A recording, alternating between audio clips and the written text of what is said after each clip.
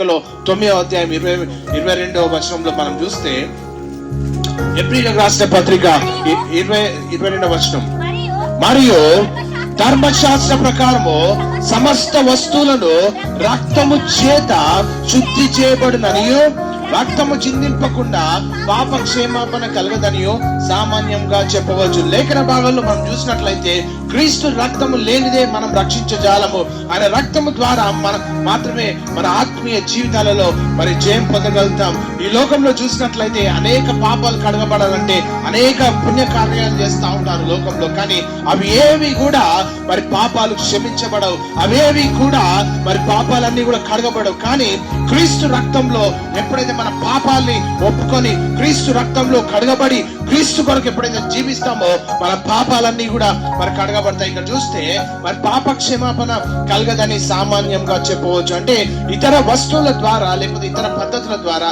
పాపాలు కడగబడే, ఓన్లీ రక్తము చిందిస్తేనే తప్ప పాపాలు క్షమించబడవు. అందుకని